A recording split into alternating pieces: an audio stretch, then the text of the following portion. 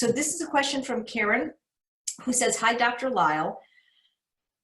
I have been whole food plant-based for the past 3 years, and I'm doing great with real food, but I really struggle with sugary foods. I have 30 years sobriety from alcohol, but sugar seems a whole lot harder to kick. I'm spending the whole month of February 2020 in complete abstinence from all that crap. My question is this: is hypersecretion from insulin causing all this excess sugar to convert to and store as fat? What else can I do to kick this habit? Please help, 4 exclamation marks. Okay. No, the insulin isn't converting something, and let's forget about it. Okay. So what's, I'm trying to think what her big problem. Her problem says is sugar. She said she's sober from alcohol for 30 years, but finds it so hard to kick sugar. Well, no surprise. So sugar is a supernormal stimuli. It's designed by nature. You come across the sweet taste in nature in fruit, and that fruit is typically 300 calories a pound. But when you eat processed sugar, you're eating an 1,800 calorie pound food. So it's 6 times the calorie concentration. So no surprise, it's going to hyperactivate the dopamine pathway.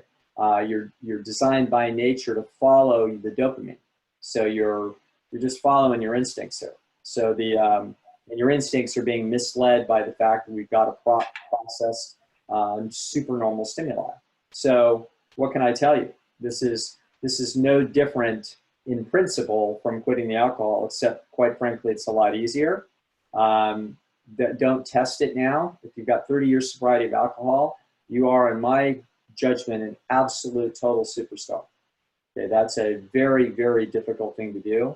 And the thing is that you just forget how hard it was the first time.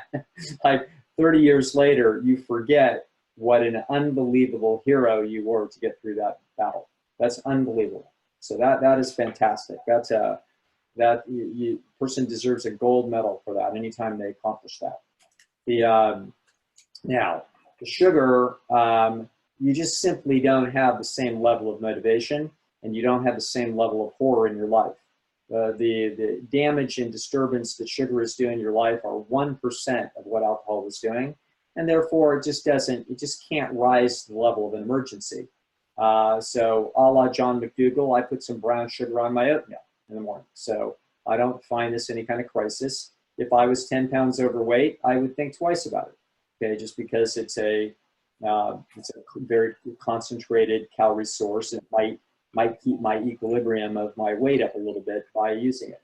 Might not, but it might, okay? So but yeah, I see this as a very minor league problem, depending upon how much sugar it is that you're eating. And if you are overweight and you're trying to lose weight, then this is one modest factor, but it's almost always a modest factor when this has been studied. The biggest factor is almost always fat. So let's keep in mind the following question. People tell me, oh, I am a sugar addict, I have trouble with sugar. I really have never met anybody that has a problem with sugar. I have people that have a problem with the combination of sugar and fat. Okay, so it's chocolate that's the problem. It's ice cream that's the problem. It's soy ice cream that's the problem. It's never sorbet, okay? Never smoothies. I know, because sugar without fat is like Twizzlers, and how exciting are those?